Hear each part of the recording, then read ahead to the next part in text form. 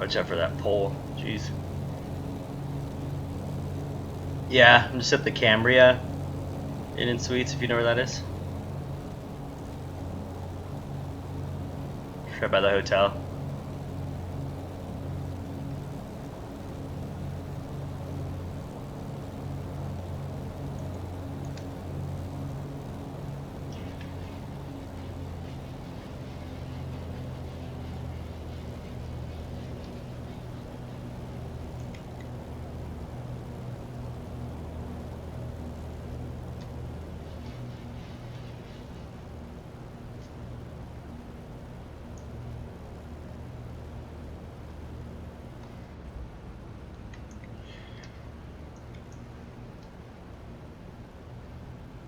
Cool. Yeah, it's a nice hotel for us. I think I get pretty good Wi-Fi, which is kind of my important thing to me.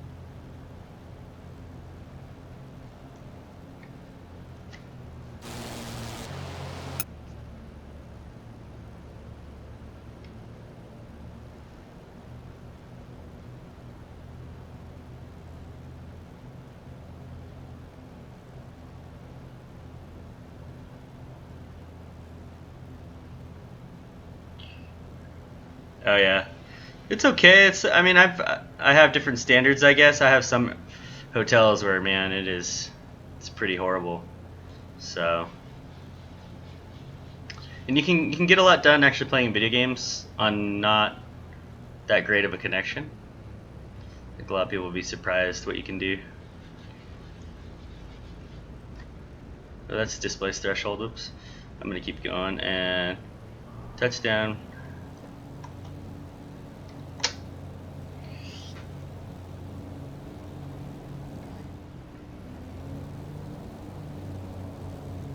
Wow.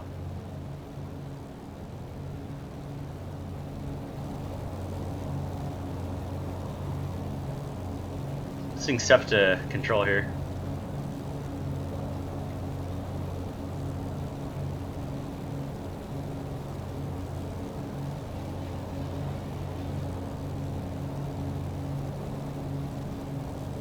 I think I've played Minecraft at the airport before when I was like on a long sit. I'd set up my computer and played with my daughter once. So it gets the job done.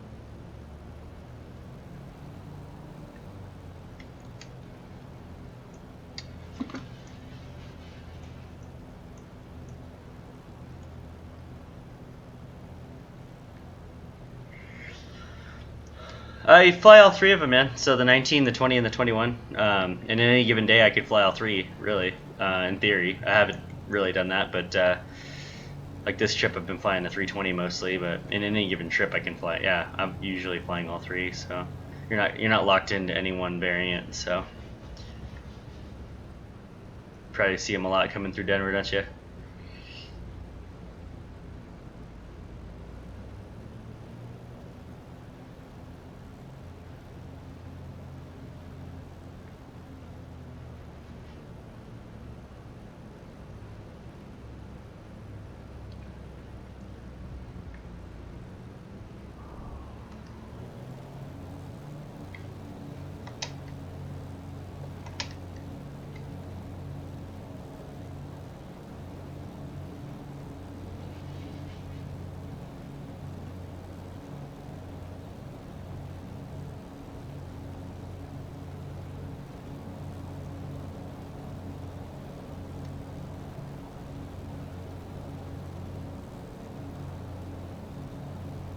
But yeah, I fly the 321 quite a bit. I like flying that one. It's, for some reason, it's a lot easier to land than the 19 and the 20. Yeah, consistently I'm getting a lot better landings out of that thing, so it's nice.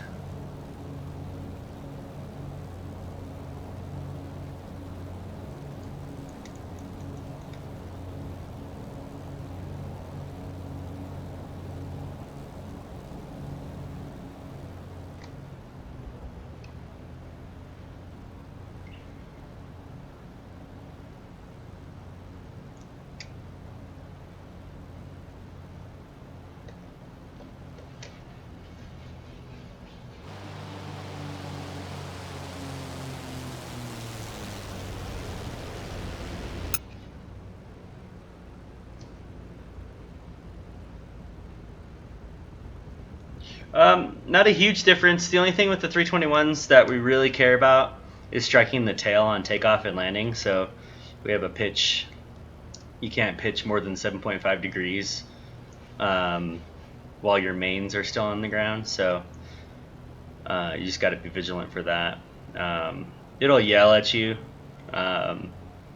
if you're getting anywhere close to that. So that's kind of nice. But actually, never had a 321 yell at me, but I've had a 320 yell at me in Vegas, and that's just sometimes there's this little, they'll be a little finicky.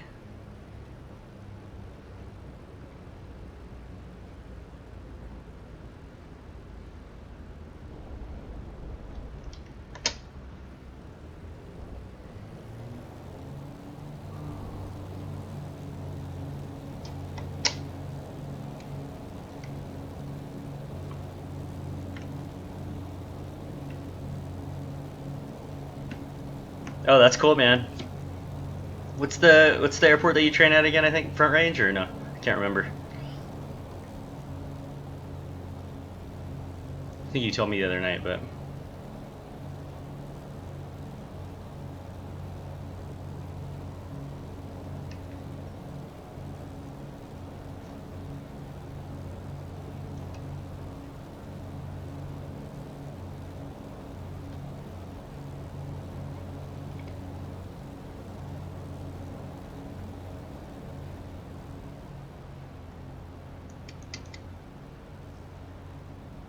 Rocky Mountain Metro. Okay, cool, sweet, man.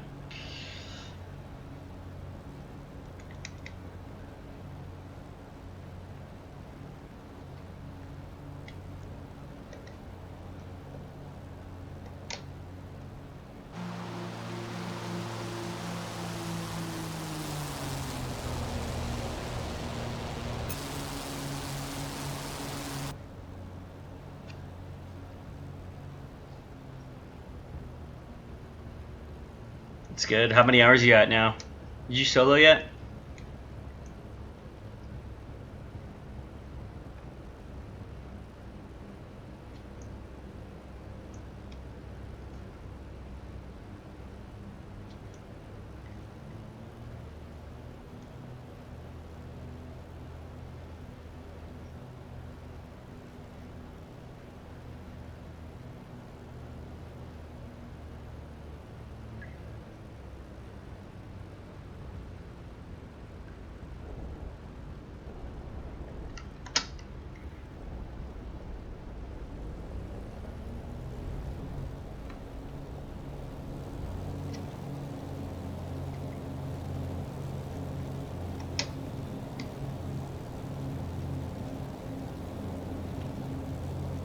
Oh, nice, dude. 42 hours.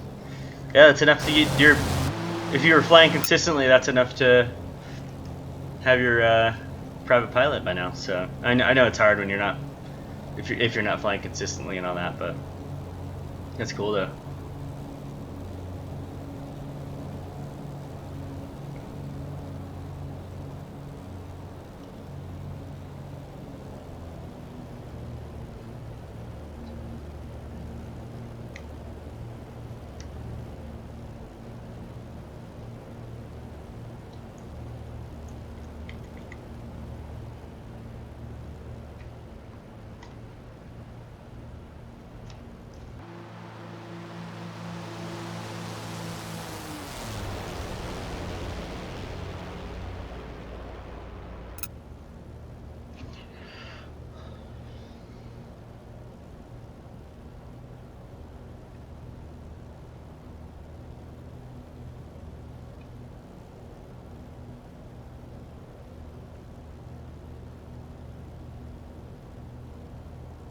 Oh yeah, so you do one time a week.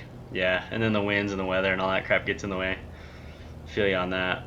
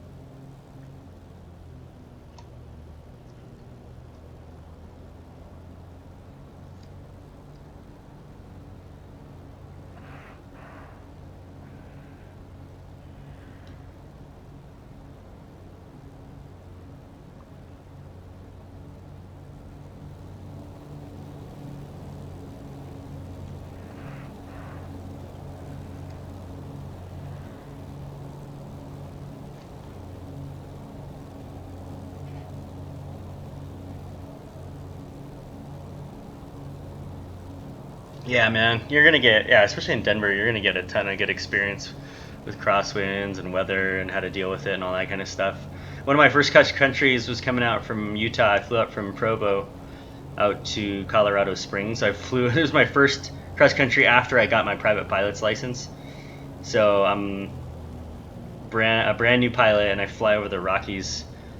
Probably wasn't the smartest thing to do, but I learned a ton in the process. So.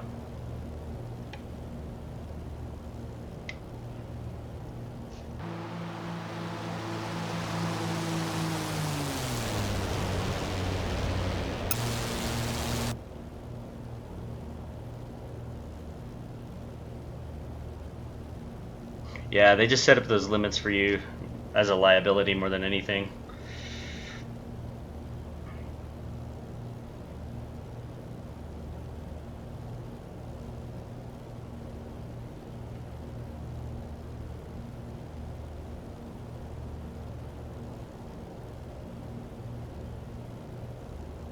Yeah, it was not. I was with a couple other guys who had just gotten their private pilot licenses, but I had like a couple more hours than them in DA40 at the time, so we had designated me as PIC, which is so funny. We're all pretty new to flying in general, but we ended up making a dumb decision and deciding to stop in.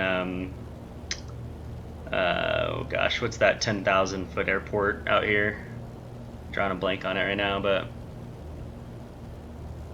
yeah, so landing at 10,000 feet is a little scary. I can't remember what it's called. I don't know why I'm drawing a blank right now.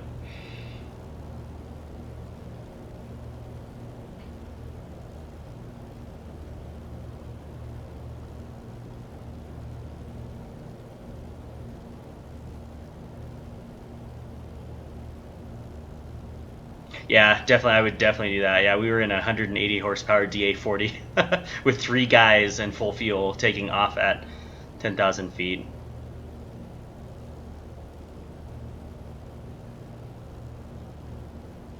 Leadville. Yep, Leadville is what it is. Yeah, I was just drawing a blank on it. It's that that place where they have that ultra marathon where those dudes run like 100 miles up at 10,000 feet. It's pretty gnarly. Well, you've done stalls and all that, right? You've done stalls and maybe seen the beginnings of a spin here and there. I know that they don't do that in the private pilot training, but you've probably gone over the lessons for it. I was gonna spin this Spitfire here and see how it does. What I noticed is that these warbirds, they're so powerful that one of the limitations on the P51 was that you're not allowed to do power on stalls. However, you are allowed to do power off stalls. But I think the reason for that is just there's just so much power, so much torque that if you were doing those, it's gonna really affect your directional control. Yeah, stalls for sure. With stalls with bank, yeah, that'll probably be on a check ride that you take. Those are really big for the FAA. So, all right, so I'm going to level off here, trim it out, and I'm going to start pulling back the power. Prop full forward. Just let the airspeed bleed off. I'm going to turn back towards the airport.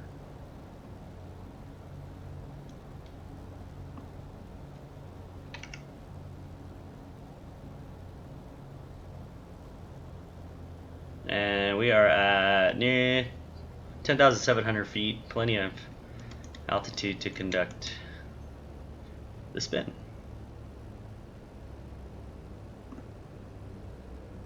Alright, starting to bleed off the speed. Getting below 100 knots. Maintaining altitude. Trimming nose up. And I'm just going to try to maintain level. There's the buffet. Violent buffet. And I'm going to hold the stick in my stomach. And just let it go. I'm still holding the stick back. Full back, full back. It's kind of flying like a feather. But a wing, getting the wing drop on the right side. And there's the incipient spin. And there is the full spin. The auto rotation. Still holding the stick back. And now all I need to do is just release the pressure on the stick. And once I can just recover. There we go. So I use an acronym called PARE, P-A-R-E, so power off, ailerons, neutral, rudder, full opposite, and elevator neutral or slightly forward. And in this case, I actually didn't need any ailerons, or sorry, I didn't need any opposite rudder to recover from the spin, which is pretty interesting. So once I released the back pressure on the stick on the elevator, it broke the spin right away. So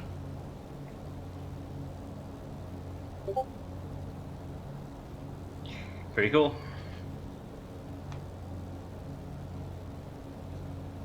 Yeah, it's amazing the model. This is an alpha. I think this Spitfire is still in an alpha state right now. So I don't know if they're still working on the flight model or not, or what their plans are with it.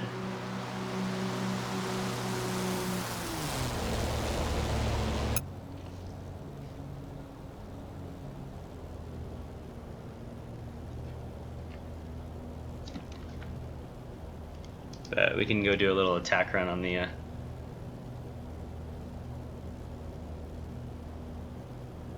Gene Airport.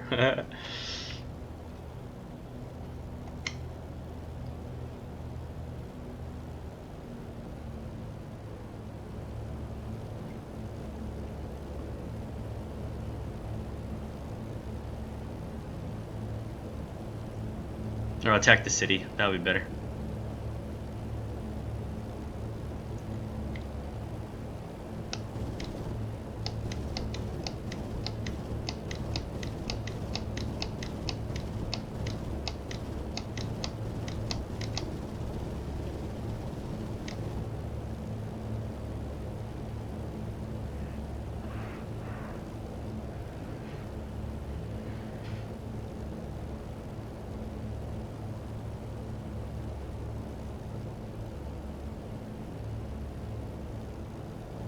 What I'll do now is I'll get some altitude and I'll dead stick it in, see how I do with that. No promises though.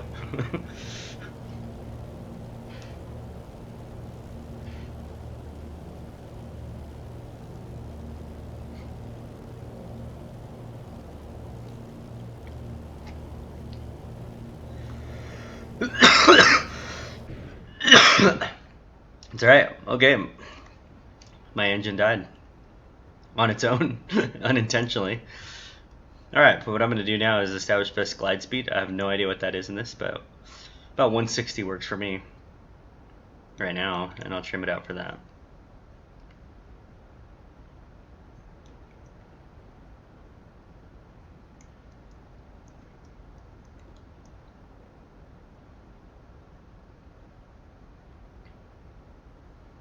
What I'll probably do is go wings level right here, make a right 270, be a little aggressive on the turn because I losing quite a bit of altitude, about 2,000 feet per minute.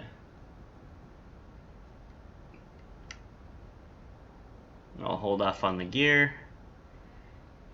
And I don't know if I'm gonna make this. Yeah, I think I can make it.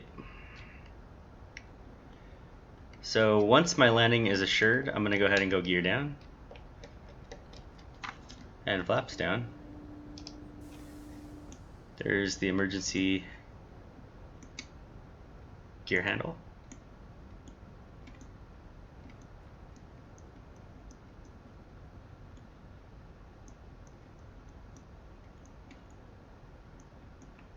Still trimming nose up. There we go.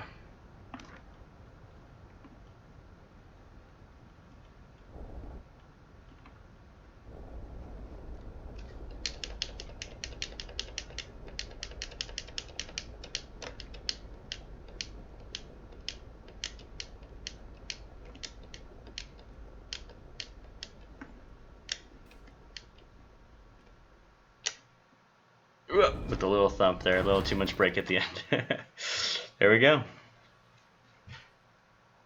Engine failure to a dead stick landing at Jean Airport.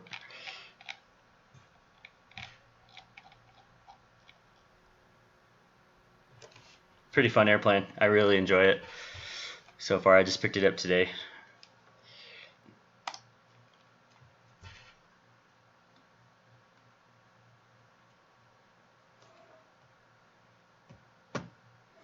Let's do it.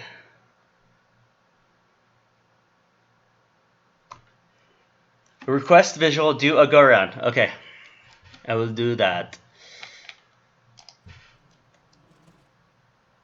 Alright, first step in a cold start is grab a jacket.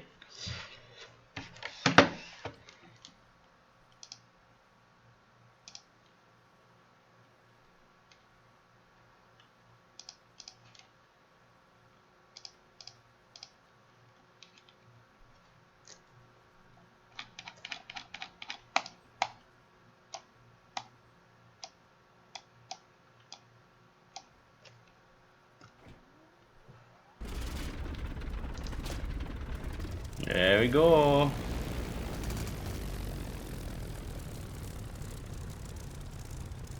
Yummy. Yeah, DCS really is eye candy. I could sit here and watch it all day. So that is for sure. You guys control me as you watch me crash. Yeah. Actually, I did a spin earlier, and that was pretty cool. I don't know, it's pretty dang stable from what I've seen. I mean, I had that stick in my lap the whole time throughout about 2 rotations, and it was never very violent. So we can go up and do that again if you guys are interested. And then I blew my engine out and then did a dead stick landing, and that went really well. Minus the dead engine, but it's all for science here, you know? That's what DCS is for. All in the name of science.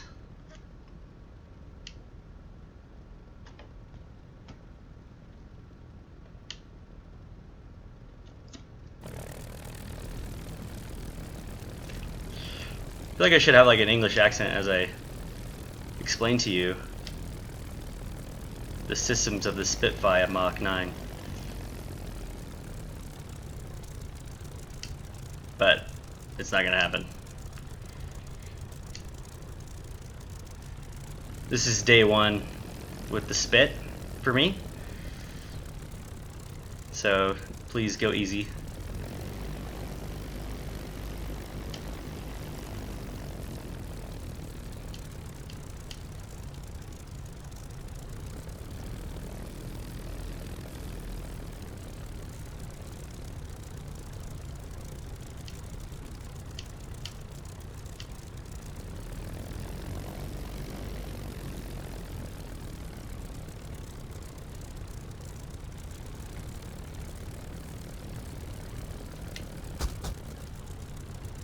We'll go up and we'll go do a couple spins here. We'll do some power off spins And I actually kind of want to try to do a power on spin to see why that is a limitation.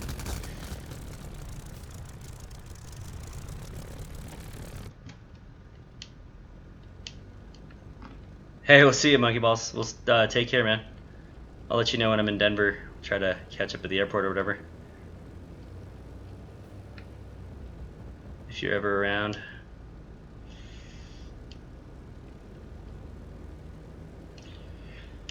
Alright, approach end is clear.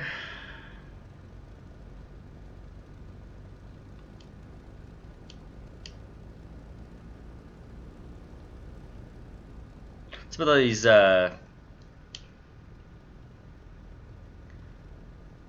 Twitch handles that are about balls? Does he ball sack? Monkey balls? What's up with that?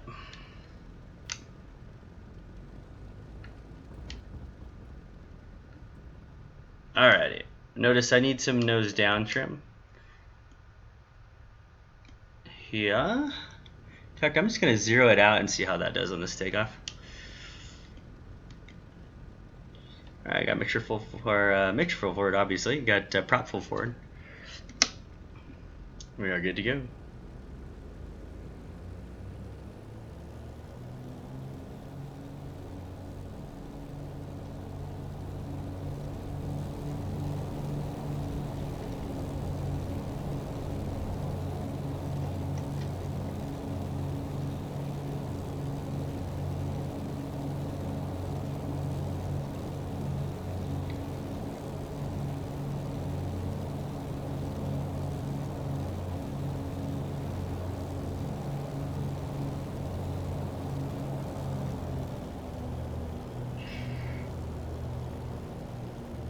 Pull back that prop to about 25.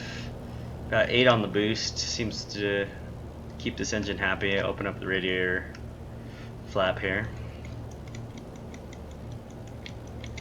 What we could do is do a little drag demo as well. I mean, I'm sure a lot of you guys fly this, but drag demo for my own learning purposes. It's kind of the first step that I'd take every time I jumped into a new plane, is I would go out and kind of just see what kind of numbers it flew by. You could really quickly figure out any airplane. And the reason I like to do that, because if you're going to fly it in IMC for any reason, it's good to know how that plane's going to react and what it's going to do with different power changes. You know, like, oh, one inch of manifold. If you take that out, this is how much it's going to give you. You know, trimmed for a specific airspeed, this is how much it's going to give you on the vertical speed. And all that jazz, so.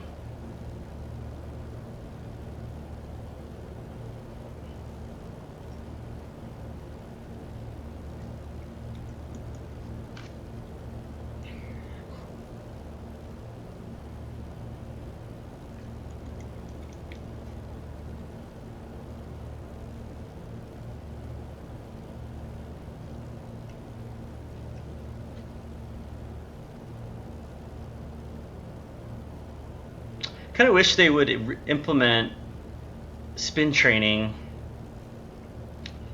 in the private pilot syllabus. I know that they talk about it. I know it's something that you're supposed to be versed on.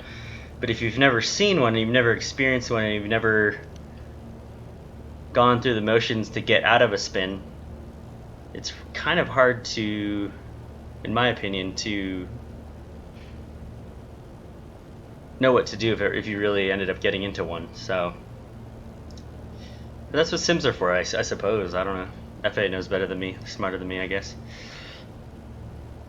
And those graphics on that wing look amazing as I turn into the sun. Looks good.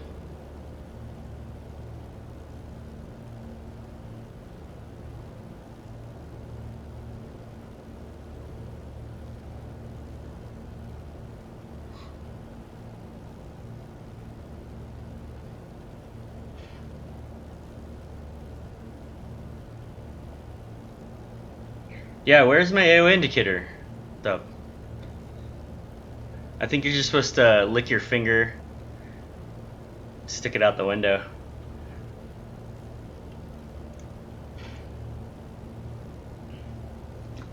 in that case, I'm going to jettison the canopy. Just kidding. Don't hit this red handle right here. That will jettison your canopy. I learned that already. Yeah, the way that Lumber figures out his angle of attack at any given phase of flight is he licks his finger, rubs his nipple, sticks it out the window, closes his eyes a bit, and it just comes to him. That's just how good he is. Most interesting man in the world.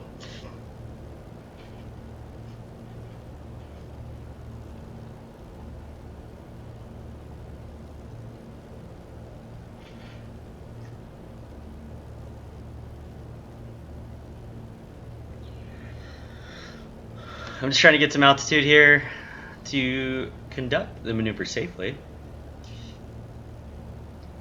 And I guess Dusty Ballsack, Nocturne Forever, thanks for the follows, guys. Appreciate it. I really do.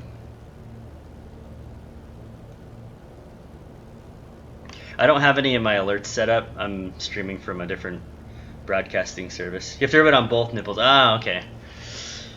Yeah. That's probably the trade secret that Lumber's been holding from us here. So anyways, let's go ahead and do the maneuver. Cleared the area. Go prop full forward. Be 12,500 feet will be our recovery. Well, we're not going to recover 12,500 feet, but that'll be our starting altitude. I'm going to go ahead and I'm going to go to idle and just try to maintain level flight. Trim nose up.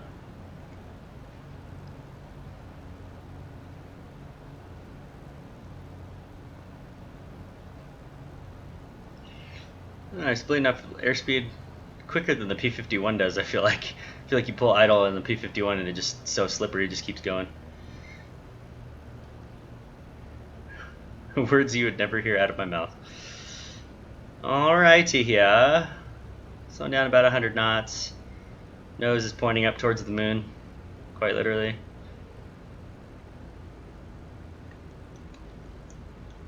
And there's the buffet. I'm going to pull the stick full back into my stomach here. There's the wing drop.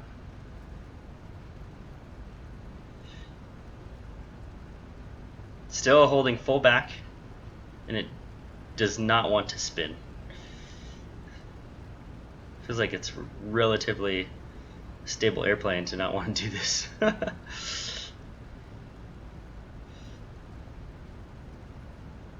Alright, there's a more pronounced wing drop almost?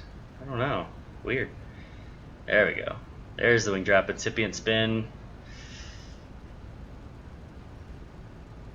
There is the full spin with the auto rotation. There we go.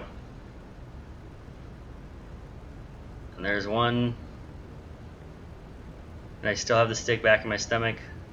There's two, so power idle, ailerons neutral, rudders full opposite, and elevator neutral.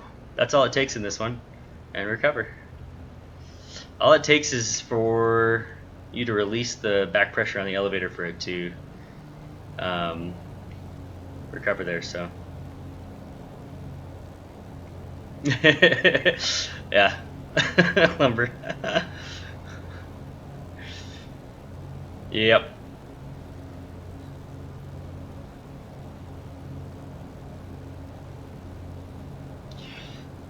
So I don't know. I mean, it's pretty interesting. I know it's a power off condition, but it's relatively stable. It doesn't. The wing does not want to drop like I thought it would.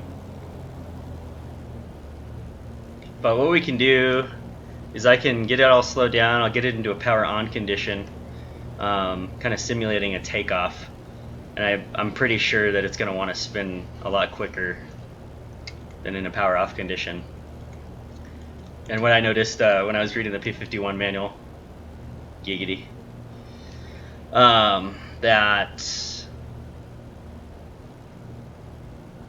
the P-51, one of the limitations is you're not allowed to do power on stalls, but you can do power off stalls. So I just thought it was pretty interesting to, because that power really does aggravate any sort of stall or spin. So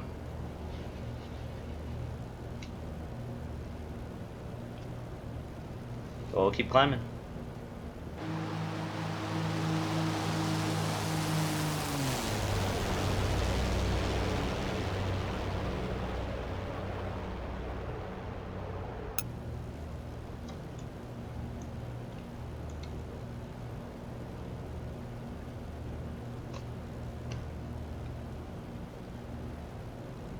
Oh yeah, that's interesting. Also goes about half the speed.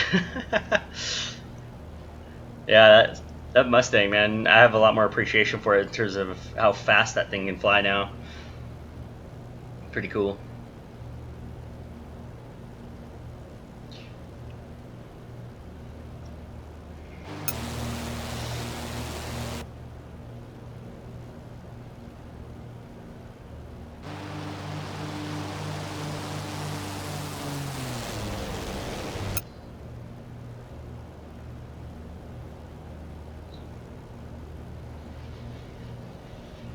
Alright, let's go to 10.5.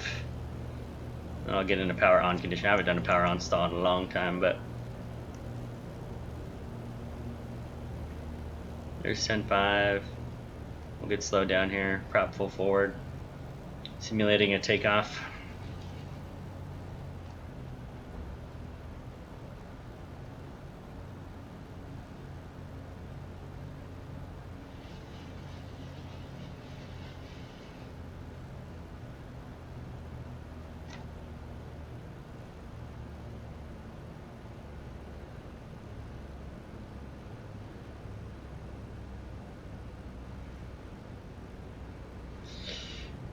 Alright, there we go. Getting slow.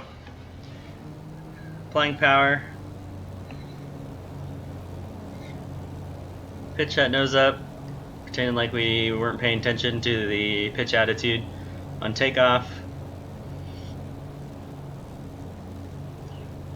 Oh gosh, wow. This thing wants to flip you upside down when you do that. Okay, I get it. I get it. Alright, let's see here. There's 10.5 again. I'll get slow again.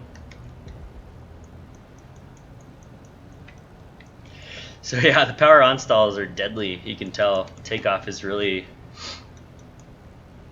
a lot more dangerous than it is on landing in terms of all the torque that you have on that engine. So alright, here we go. Full power for takeoff, pitching up. Not paying attention to our pitch attitude, and that wing just wants to drop. Whee!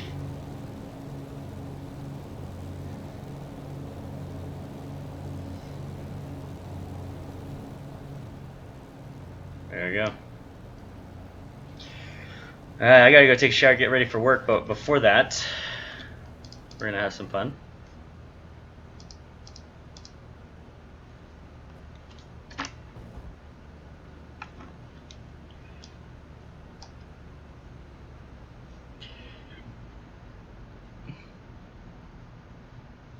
Kill the engine. I think I did about 160 for best glide in this thing last time. It seems pretty slow, but it worked.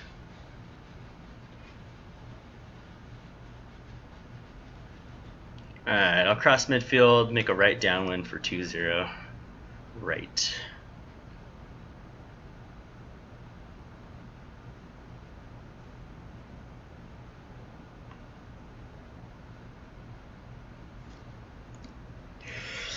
See here, about 170, 160, see what that gives us on the vertical speed.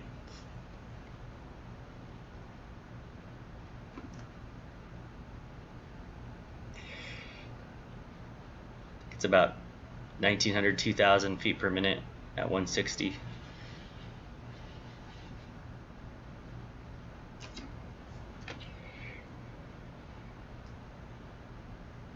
I want to kill that prop entirely, but it only happens when you don't want it to happen, I suppose. So I like having altitude as my friend. So I'm going to start turning maybe a base here. What I can do is drop a set of flaps, the set of flaps in this airplane. Actually a little fast for that, but whatever. And we can slip it in. Actually, this might work out pretty nicely.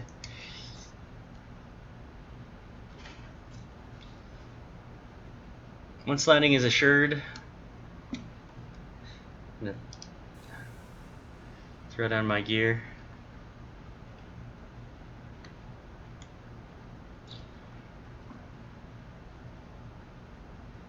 I'm gonna slip this thing in here so I don't land too long. And the airspeed indicator dies when you slip it. There we go.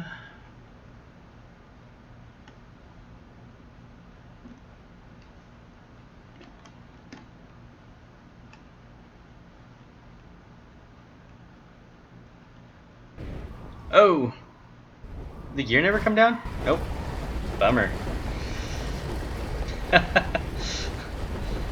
That's weird. Yeah, let's see if it comes down now. There it goes. Nope, doesn't want to come down. It's over, folks. That is it. Well, I hope you enjoyed it. I got to get ready for work. Flying to Minneapolis and back to Denver. And maybe I'll stream a little later tonight. So, talk to you folks later.